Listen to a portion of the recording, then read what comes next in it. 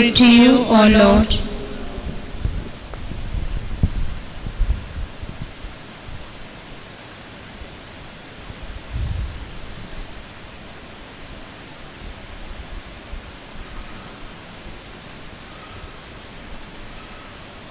Chapter 15, verses 21 to 28. Jesus left that place and went away to the district of Tyre and Sidon. Just then a Canaanite woman from that region came out and started shouting, "Have mercy on me, Lord, Son of David. My daughter is tormented by a demon." But he did not answer her at all. And his disciples came and urged him, saying, "Send her away, for she keeps shouting after us." He answered, "I was sent only to the lost sheep of the house of Israel." But she came and knelt before him, saying, "Lord, help me." He answered, "It is not fair to take the children's food and throw it to the dogs." She said, "Yes, Lord. Yet even the dogs eat the crumbs that fall from their master's table." Then Jesus answered her, "Woman, great is your faith. Let it be done for you as you wish." And her daughter was healed instantly. The Gospel of the Lord. Praise to the Lord Jesus Christ.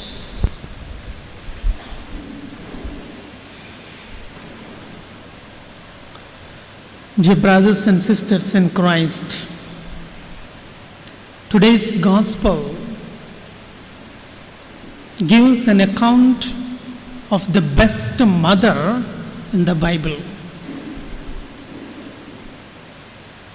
From Genesis to Revelation, when we look into the character of motherhood, Jesus said, you have a great faith. Let it be done as you wish." Dear friends, we know what is the role of a mother. But how many of us are practicing that role today? In this consumeristic world, in this busy world, most of the parents have no time for the children. They think that they are working hard, earning money for the children, but not interested their spiritual growth, their psychological growth, their social growth. Very few are interested how the child is growing. Is it according to the Word of God or according to the personal will? This woman is very much interested in her daughter's life. Most of the mothers may be interested, and those of you sitting here, most of you are mothers or the parents. Today, listen carefully. The character of this woman, how much she humbles herself. The work to be done for her daughter? Is every parent pleading God that much? Is a question for us. We know this mother, a Canaanite woman, not even given the name in the Bible. That means she is no person, not considered as a living being. A Canaanite lived in Tyre and Sidon. These are the two towns in the Mediterranean seashore, very famous towns. They have a big name for a commercial business. So many ships were traveling from there to different countries. So much so, the people, those who lived there, have a multicultural dimensions. They accept any God. They are living with so many kinds of pleasures in the life. They don't bother of a true God. They are considered as a sinners. They are considered as a bad people. No culture, no character, no faith. From that town, if anybody comes to Jews, they simply reject them. For Jews, these people are very low. Very low. That is the situation. And Jesus preached so much time for the Jews, and he wanted to go other side of the lake. And he purposely went to that place whom Jews, so-called Jews, don't like. So-called Jews reject them. These Pharisees and the Jews think they are only the race chosen by God. Chosen by God. We read book of Deuteronomy chapter 14 verse 2. Israel, I have chosen you among many. Not because of their status. I want to be your father. You are my children. It's a promise of God.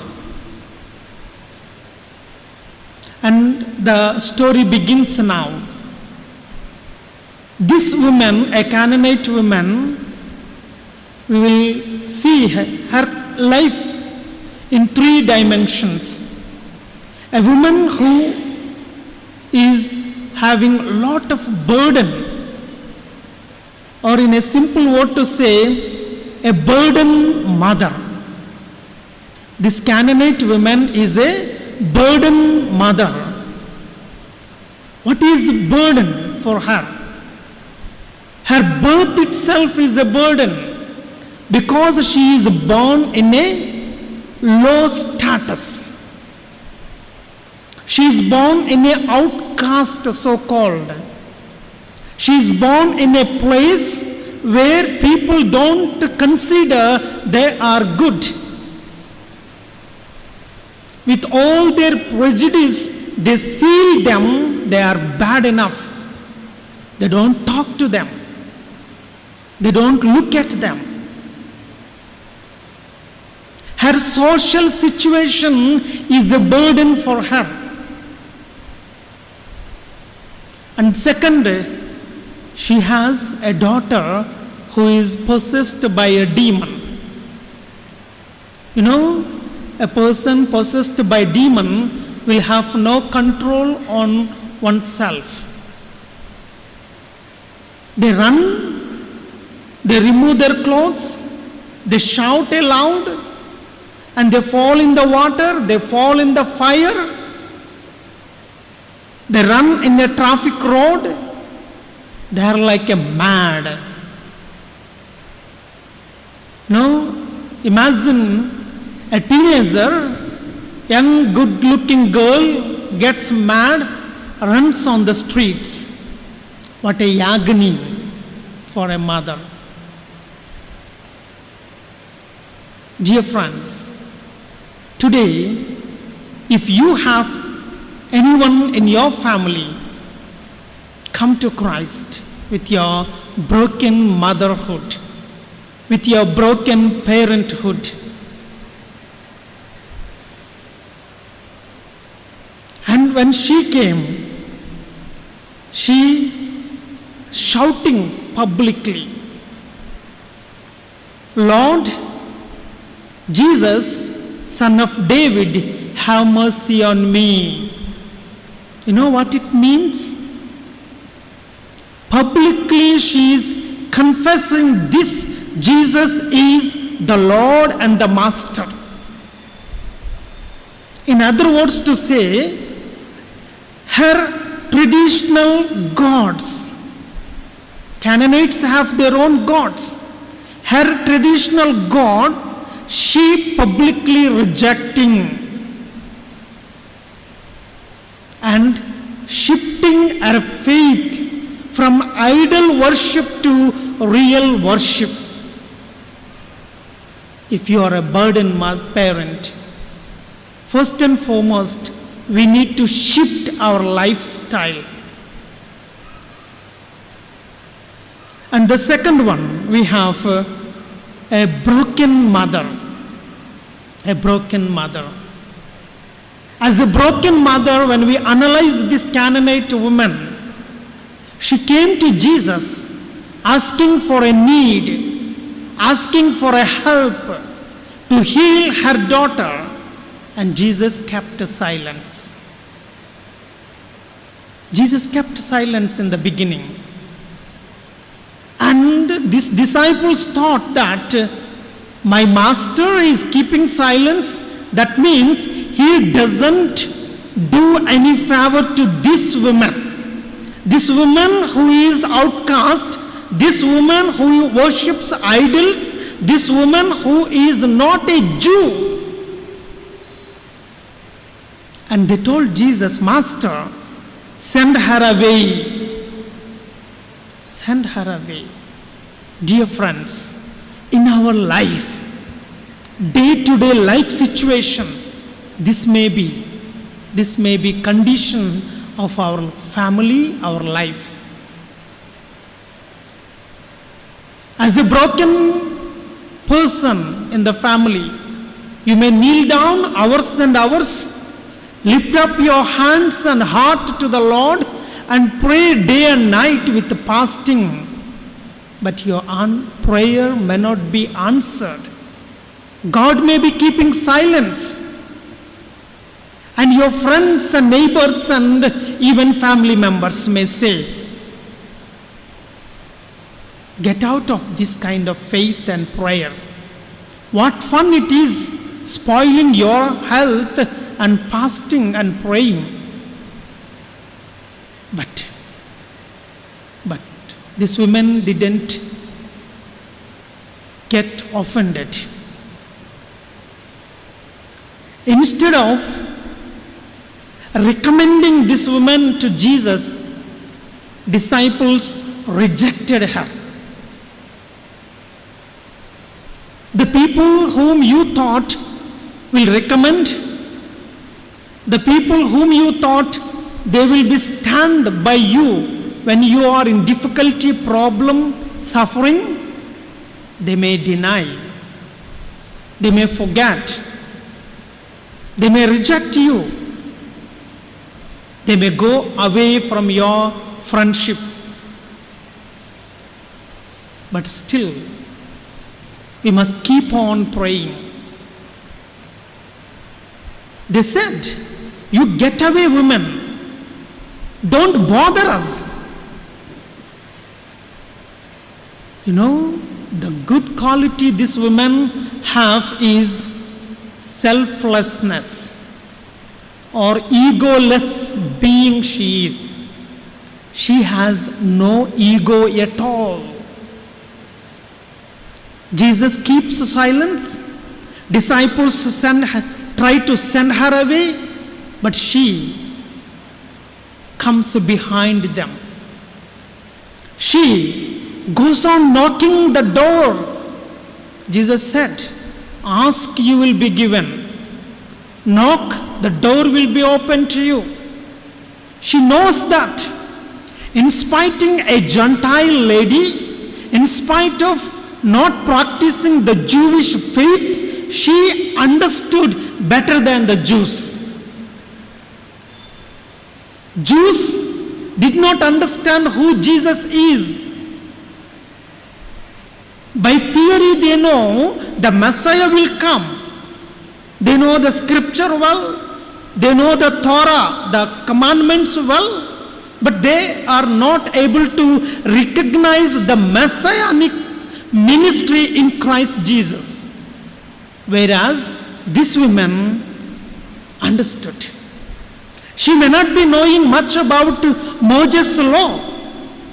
She may not be knowing much about prophets prophesying about coming of Christ Jesus.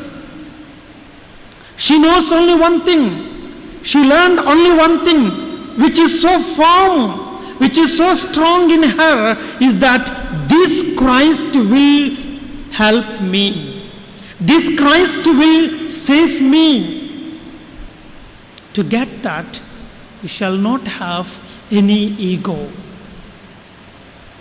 Many of us sometimes have this kind of problem. I pray 1 week, 1 month, then I shift my faith. God doesn't hear my prayer. Let me try with my friends. Let me try with some other means. Maybe for your job getting, maybe for a promotion, maybe for something else. We go in a back door, the work to be done. Maybe giving bribe, maybe having a recommendation, maybe changing our documents. So many things are there in the world. This woman is not like that. Dear friends, remember, ego will never give anything else for us. Ego will never give anything for us. For us, the time when Jesus kept silence, the silence is a very, very difficult movement. Jesus may be silent, God may be silent. In silence, God may be delaying to answer our prayers, but He will never deny our prayers. Remember, God may be delaying because He may be having a purpose in that delay, but He will never deny your need. Whatever you ask, God will check. Are you asking out of your need or out of your greed? There is a lot of difference between need and the greed. What are you asking God today? If you are asking for a need, He will surely answer. The third character in this Canaanite woman is a bold mother. She is a very bold mother, very courageous mother. In spite of saying, "Get away from us," and she knelt before Jesus, gets all her energy, gets all her strength, knelt down before Jesus and began to ask again. And Jesus said, "It is not fair for me to give bread, the bread which is of children, to throw at the dogs." I don't give the bread for children, I don't give you the bread which is supposed to be fed to the children. You know what she said? Master, that crumbs, the piece of bread which falls from the table of your children is enough for me. What a humility. What a humility she has. We think that even in spite of saying we don't give this to a dogs, she did not feel bad about that. You know, the word dog is not street dogs, what we see on the roads, but Jesus meant dogs or the petty puppies what we rear in our families, in our houses. You know, most of you may be having dogs at home. Whom do you give preference, to your child or the dog? Surely to your child, next to the dogs or pet animals what you have at home. And she was thirsting. You know what she was thirsting? She was very eager to get that, a piece of bread. What it means. If you read St. John's Gospel 6, verse 35, chapter 6, verse 35, Jesus says, I am the bread of life. I am the bread of life. What this woman is entrusted to get, that bread of life, that word of God. Master, it's not anything else I need. It's not anything else I desire. But I desire you. I desire you. What a great faith she is showing. And verse 15, chapter 15, verse 7 of St. John Gospel, if we read, we understand what Jesus meant. Who gets the favor from Jesus? Chapter 15, verse 7, I will read. If you abide in me, and my words abide in you, ask for whatever you wish, and it will be done for you. Ask for whatever you wish, it will be done for you. For whom? For the one who is abiding in the Word. In whom the Word of God is abiding. In whose family the Word of God is living. In whose heart the Word of God is dwelling. Whatever you ask will be done for you. Whatever you wish will be done for you.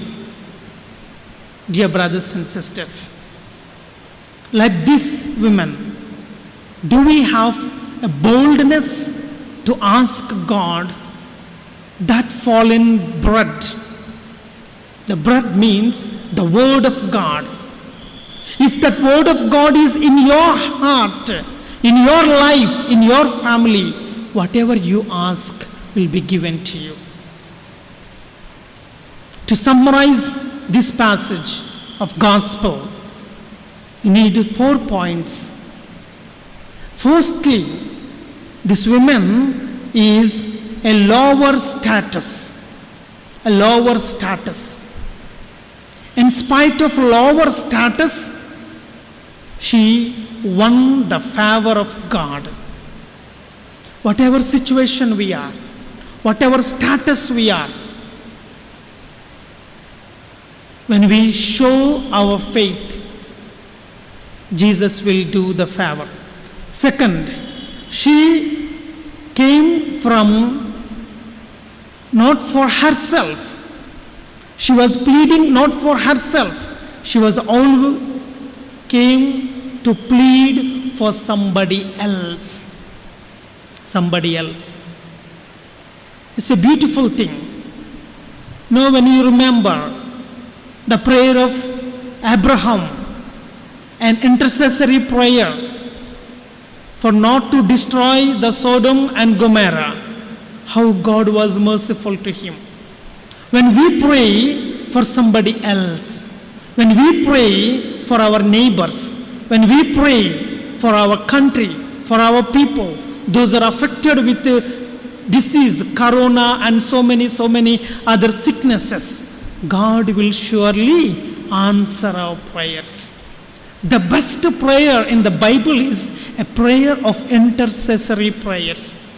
Are you praying for your friends and neighbors?